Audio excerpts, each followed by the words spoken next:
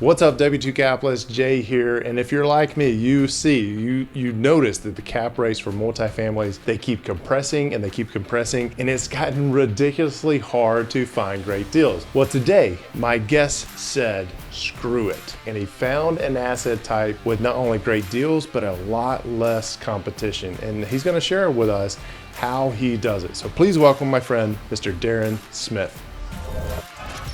What's up, y'all? My name is Jay Helms, founder of the W2 Capitalist podcast. Today, I am delighted to introduce to you or have you listen to Darren Smith. Again, if you already know him, let me go through his bio real quick, right? So after serving almost 6 years in the Army, thank you for your service, Darren. Darren has spent the last 18 years as a professional real estate investor. He has flipped, rented, wholesaled hundreds of residential properties, and in recent years has purchased several $1 million worth of light industrial properties as long-term holds. Darren's greatest achievement has been to surround himself with the incredible team of industry military veterans who are every bit as passionate about helping people as he is, right? His biggest supporters are his wife, Lauren, and his son, Henry. So right off the bat, Darren, I got to know, how long have you been in marital bliss? And how old is your son? I'm glad she's not going to listen to this actually, because I'm not sure if it's 14 or 15 years. I got to think about that coming up. Wait a minute. We got to get her as a subscriber. That is a problem right there. No, All right, I'm with you. I we'll hope fix that. nobody ever asks me that. 2006. I guess coming up on 15 years, and actually took us a while uh, to have our first child, Henry. So he actually just turned 7 months old. So we've been having a ton of fun with him. Definitely a joy. And now I'm trying to talk her into the next one or two here. We'll see how that goes. Let me ask you about your focus on light industrial commercial. What are we actually talking about here? What does that phrase mean? I don't talk to a lot of people who do industrial, let alone use the phrase light industrial commercial. So what does that actually mean? My niche that I focus on is buildings that are 5,000 to 50,000 square feet. And I say light industrial because nothing I have is just really like heavy machinery, like tons of chemicals, things that are going to be, maybe have environmentals. I'm just not advanced enough in my career to be able to handle that type of thing. So for me, I like stuff that's light manufacturing, making things that, aren't going to cause environmental problems, or just warehousing. My first building I purchased was a 23,000 square foot warehouse. It was 14 years old, and I still have that one, and just really like it because it's nice. It's easy. Time out. You purchased your first property when you were 14 years old? No. It was a 14-year-old property. Oh, okay. That's different. Although I did meet a friend, a son of a friend this last weekend, who at 16 years old already has flipped a couple of houses where he's actually managing them. So I love seeing stuff like that where, wow, investors are passing on the traits to their kids. Yeah, absolutely. So I interrupted you in light industrial commercial properties. Let's get into that a little bit because I'm intrigued by it, and I'll tell you why here in just a minute. But what I love about the light industrial space is doing real estate investing for a long time, and with houses and the multifamily space, I just found it is so ultra competitive. We've flipped and wholesaled hundreds of houses at this point. And by the way, I do want to we'll get into this, but so much of that credit goes to my team, not to me. So we'll talk about that later, but couldn't do it without them. But I just kept seeing, every conference I went to, every, the masterminds that I'm in, the Facebook groups, just everybody talks about multifamily. And there's a lot of reasons for that. There's a ton of things that are really positive about multifamily, and it's a great asset class. But because of those reasons, I just felt so crowded out. Just looking at cap rates drop. I'm looking at people selling duplexes on cap rates and stuff like that, before you get into the commercial stuff. And it's a crazy world and crazy syndications. And there's people that really know what they're doing and do it well, and I think are going to be successful long-term. And I know several of them. And there's definitely the other players in that market too, which are driving prices down. And I think a lot of that's going to end really badly for them and for their investors. So I said, where do I want to go and look for something that maybe just has a little bit more room in it? And I didn't quite know where I was going to land in the beginning. Obviously there's multifamily, there's retail, there's office, and there's industrial. And there's subclasses of all of those you can get into, but that's kind of the big four. And I started focusing on retail, and I actually was under contract last year on a big retail property. So I've dabbled in that. I'm under contract on an office building actually as we speak. I'll probably be closing on. So it's not that I'm exclusively industrial, but what I loved about industrial, at least pre-COVID anyway, was there wasn't that really many people playing in that field. It's a little bit riskier in some cases because it's single tenant a lot of times. You can get into small bay industrial, which has the smaller tenants and and a bunch of them in there that spread your risk out. But a lot of times it's one tenant in these buildings. I had one property that I purchased, and it had the rent was supposed to be $17,000 a month coming in, and I didn't get paid for the first 7 months. And so in multifamily you don't have that. If you can't float that kind of thing, it can really hurt you, because in multifamily you're getting paid small increments. But I just like the cap rates. They were several points higher. Instead of looking at 6 and 7 caps and significantly lower in some cases now on multifamily, I was starting in the 7 to 8 and even 9 cap range, looking at industrial. And then also it got down to the people that I was talking with that own these properties. To be honest, it's a bunch of good old boys is really what it comes down to. These guys, a lot of them kind of, maybe they own their business in it. So they show up, you're talking to them there in work boots and jeans and t-shirts, and you can sit down and grab a cup of coffee at the diner. And I just love those conversations. I really enjoyed talking with them. And the other thing is I'm able to get really creative with the financing on some of these. If I'm not getting them at a good enough discount where it makes sense to do an all cash deal, I talked to them about holding a second on the property and part of the down payment, and have been able to, through a lot of hard work, get some banks that I can work with that allow that kind of thing. So it allows me to get a little bit lighter, and the sellers are happy to work with that. I show them how I can make it win for them, because let's be honest, if you're buying a house, whatever you're buying, you have to find out what are the things that the seller really wants. How can I get them to their goals? And once you figure that out and make it a win-win, then it's a lot of fun. Yeah. Yeah. Man, there's a lot to unpack there. Office space. So in the middle of COVID, you're offering on office space, or you're buying office space, you're buying retail, or you're under contract for retail. You're definitely swimming against the path or the current, right? Which I love, because I agree with you. I see cap rates. Matter of fact, there's a binder over here in my trash can that a sponsor sent me in the mail, and it's a 4 cap, and not a 4 cap market. It's not even in an MSA. And I'm like, oh my gosh, why are you sending this to me? But I'm with you. I think there's a lot of investors who are getting caught up in the hype right now, and a lot of sponsors who think they know what they're doing, and they're getting caught up in the hype. We'll leave it at that. But are you not concerned with what COVID's going to do with office space and retail space going forward? I mean, do you think that we're eventually going to get back to a normal space? Or are you buying office space with the idea, or one of your exit strategies is going to be to convert it to some industrial or maybe warehouse space? There are spaces out there, facilities that would allow that type of conversion. You get a lot of hybrid where they build them, where they can be flex space like that to go back and forth. Right. But that's not my goal on these.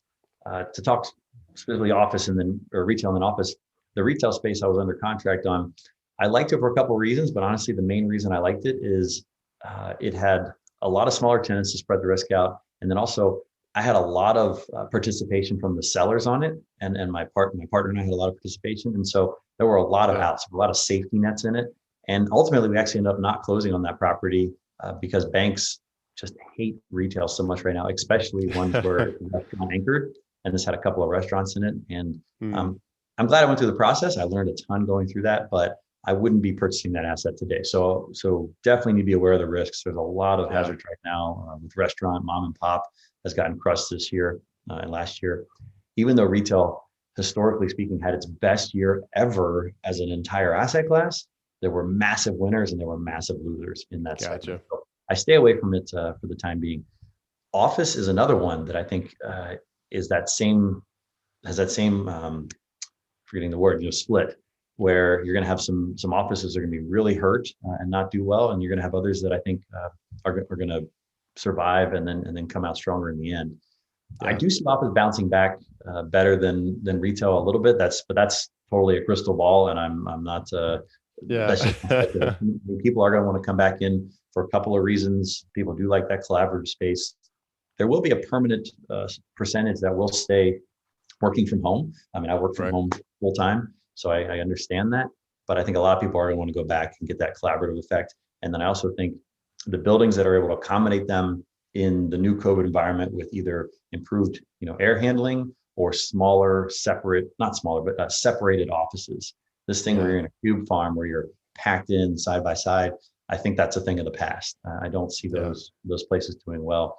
The office I'm under contract on, what I really like about it, there's government contractors that have been in there for over 15 years. The tenants that have been there serving a government contract, and they have put hundreds of thousands of dollars of their own money in this building. They have continued to. They were at kind of half remote work even before COVID. So they work a little bit more remote. But all my conversations with them, no, we're coming back in. They're strongly tied to the area. They're strongly tied to that building actually for some specific reasons. And so, unless they shut the base down that we're near, I think I'm still going to have a strong tenant base there.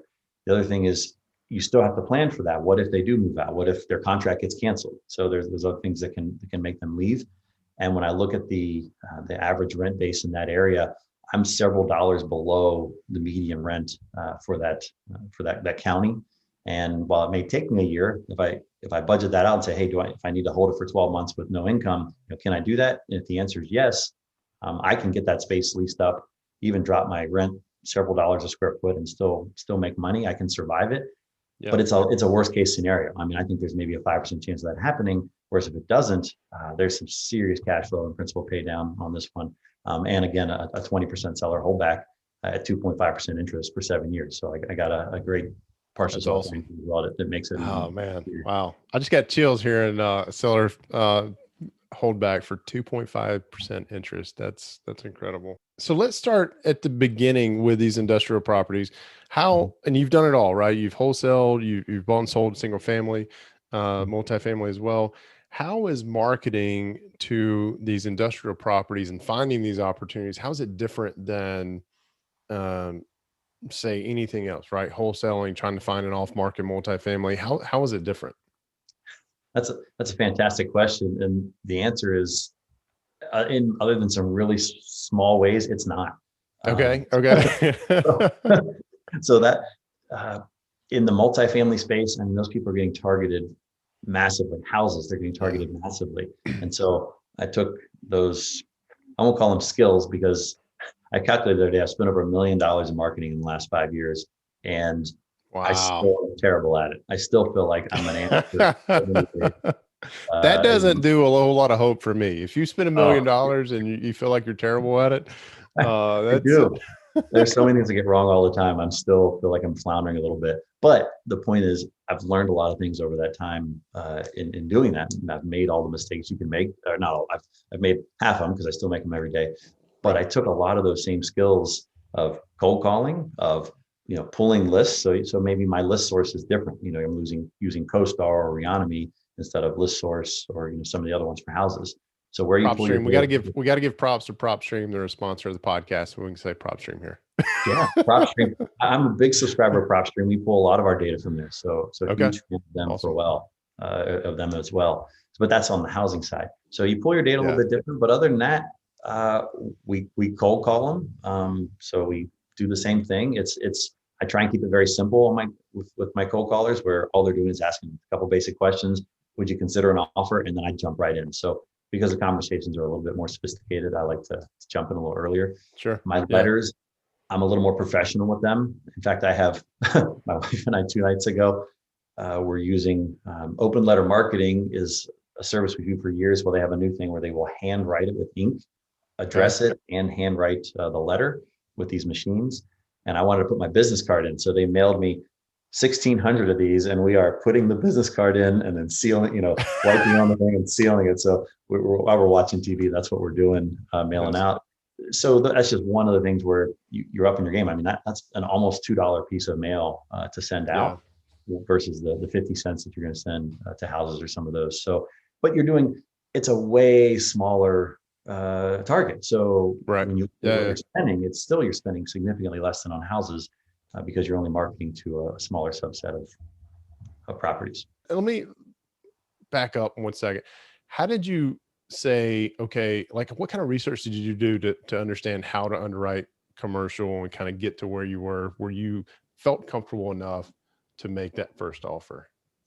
I'm sure Blind just luck. as you were, super scared making your first offer on a house, it's the Yeah. same, kind of Same that way. same feeling. But I do have some friends that are in commercial as well. They more on the retail and office side and done some multifamily as well. But that was just kind of learning from them. And then the same thing, masterminds. Well, I hadn't joined one yet.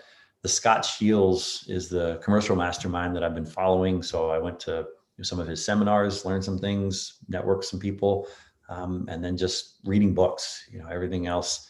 Although I can't say books have been immensely helpful, just because I find you learn so much more by just getting out there and doing it. Yeah. Maybe some of Yeah. that percolated into my brain as I read and picked up the language. Because while a lot of it's similar, it is a different language. You have to learn, Sure. the words that are used as people are talking about, or you kind of sound like an idiot.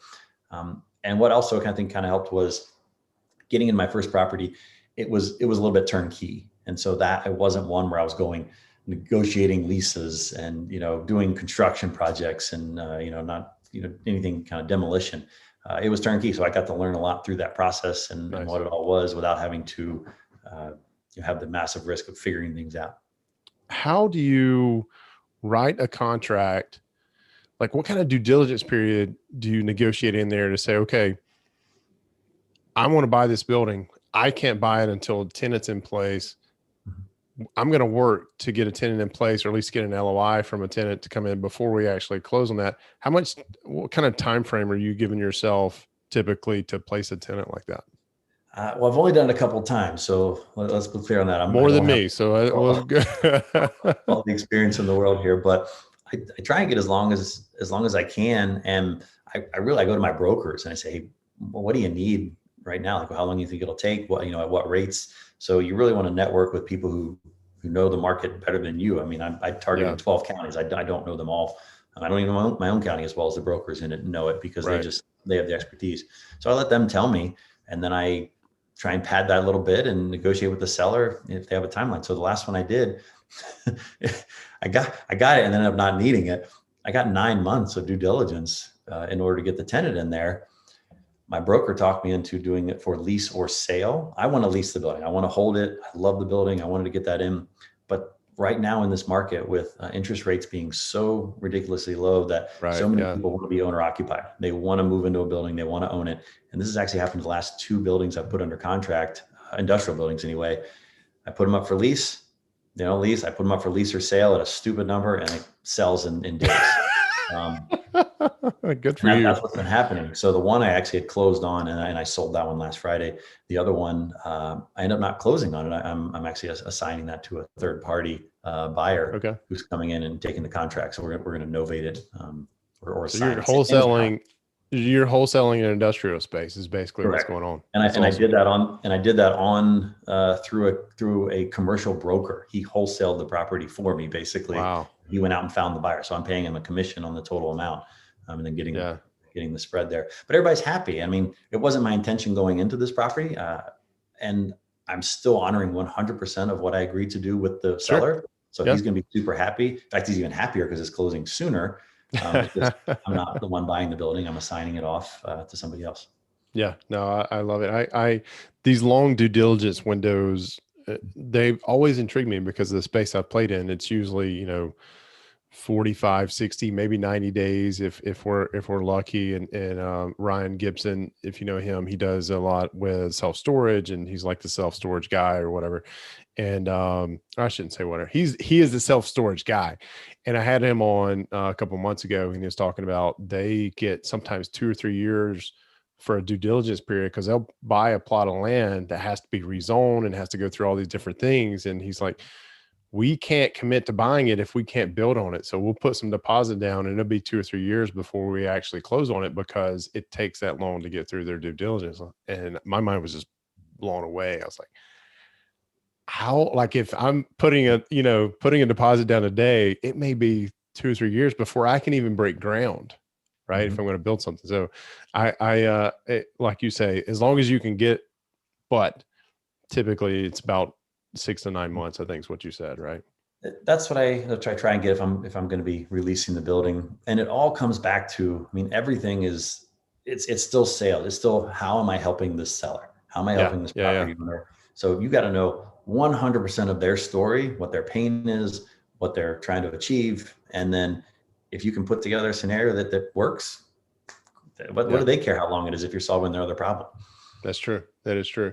You mentioned that you use a lot of your own money, but you also have investors too that come in, right, and partner with you, or is that right? Yeah.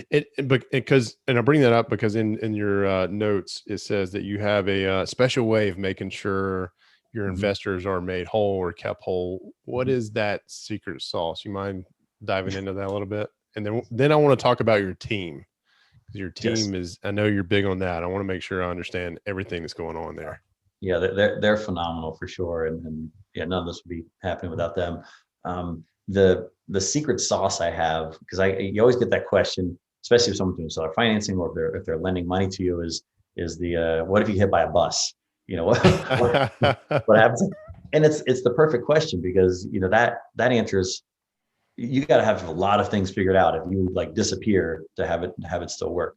So there's several things I do. First off, every time that I borrow money, it's tied with a deed of trust against the property. So that's thing number one. Second off, when I buy these properties, I'm buying them at a discount, or I'm releasing them, so I'm doing a value add, so they're worth significantly more, or at least a good bit of padding in there, more than what I'm paying for them. So the people lending, they have that room in there as well. So that's just on the asset side itself, how I'm making sure they're secured against having a good equity position, with some extra in there. The operations are the other thing. So everything that I do with these properties, so much of it is automated. It is, the payments come in automatically, the payments go out automated. It's all through through my checking accounts. And so I set that up to be as streamlined as possible, and as where I have to do as little as possible.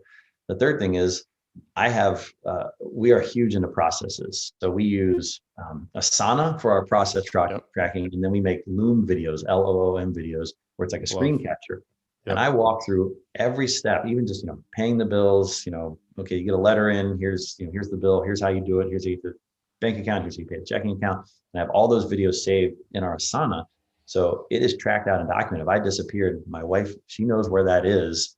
And if a bill comes in, she'd be able to, if I get hit by a bus, or if I fall off my electric skateboard and hit my head, then she'd be able to step right in. And not that there'd be much to do, because again, it is so automated, but she'd be able to take that over without any trouble. All right, so let's talk about your team. I know you're extremely proud of them. Matter of fact, if you guys are listening to this, you didn't get to see it, but if you're on YouTube, obviously you saw Darren's face light up when I said your team, and he kind of blushed a little bit and kind of did this other thing. So let's talk about your team, man. Who's on your team, and why are you so proud of them? So right now we have just a super ninja. He's smiling from ear to ear, guys. If you are listening, like, he is seriously in love with his team here. So this is good. I wouldn't be able to do this. I wouldn't be able to have the time to be on this podcast without him. I mean, literally, the things they're able to do and are just, and every one of them far surpasses me in the role that they're in. I mean, it's not even close. And so that's what's awesome too. My team, though, I've probably had, I don't know, 15 employees, over the years of doing this, that have come and gone, all of them great people, but just for whatever reason, not a good fit. So what we've, like I said, what we've filtered down to, or, cut away and now chiseled out this amazing thing. It's just three full-time people in the United States, and then 2 virtual assistants that we have. And we like to grow it a little bit because we get a little bit too busy sometimes, sure. But right now it's a transaction coordinator is Kelly. She does a phenomenal job. I mean, she's never had a closing fall out. She's been doing this over a year with me. And I know how our transaction coordination is. It's half like super focused and detail oriented in scheduling, and then it's half like counselor. I mean, you basically have to be like holding these people's hands, and they're crying about a delay, and it's nuts. So she is just amazing at that, at what she does. My lead manager, Caleb, he does lead management, has been doing that with me for over 3 years. And he also now has recently taken over our marketing and does an amazing job. We've started using REI Sift, which is a data management. Yeah. I was literally the worst data man. I mean, he counted them up. I sent him 47 spreadsheets that he had to load into this thing. That's how I manage my data. And so when I said I suck at marketing, there's some truth for that for sure. But he's a rock star. He has managed our cold calling teams.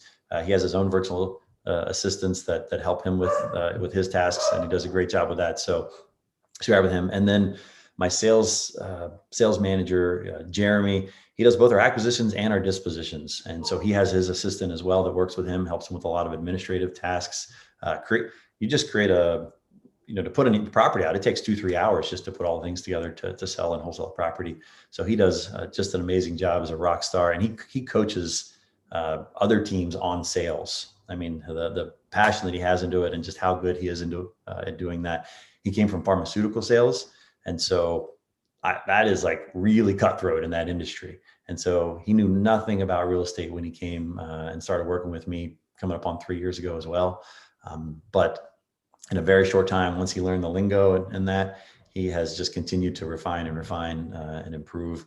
And we follow John Martinez. That's the sales training that we use. And yeah, he could recite all that and do it in his sleep at this point. So, and what was his name again? Jeremy. The sales training is John Martinez. No, your teammate. Jeremy Darter. That's his name.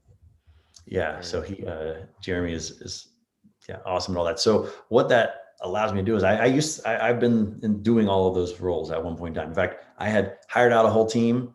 My business almost crashed, let the entire team go, took everything back over, started doing it myself again, wow. Brought it back, and then rehired and learned a lot through that process. And I'm doing significantly better. And I gotta give a shout out to, I have a business coach as well, Steve Drury. I've been working with him almost 3 years now, 4 years. And it was a rough time back then. It really was. I was spending, oh my gosh, $25,000, $30,000 a month in marketing, and thought I had all these deals going. I had so much happening, and yet was not profitable for a period of time there. And it just, had to rein it back in, bring it back, tighten it up, take it over. And that's what's come out of that fire is this team that I have now. And it's just been amazing. It's been working great since then. And so now to be able to take them and leverage their high level skills on the commercial side as well, to be calling, to be managing the marketing, to be having those sales conversations. It's been great. Yeah.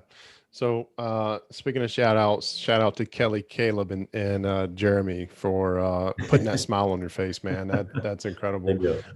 Also, you mentioned REICF, and I want to give a shout out to Tyler Austin, founder of that. He and I are both in the same local RIA. And while I don't use the product because I don't do all that you're talking about, I keep hearing how that product's improving and it's getting better and better and better. And it's just, if you're doing anything of a certain volume to really cut down on your marketing costs, you need that platform. So that's cool. That's good. All right, Darren, how can people that hear this, they want to reach out, what is the best way for them to connect with you? My home buying business is Darren, DARREN at sellmyhousetosmith.com. Or they can reach me at that company as well, 719-325-8853. Darren, thank you again for being here, and I will talk to you soon. Thank you, Jay. Appreciate having me on.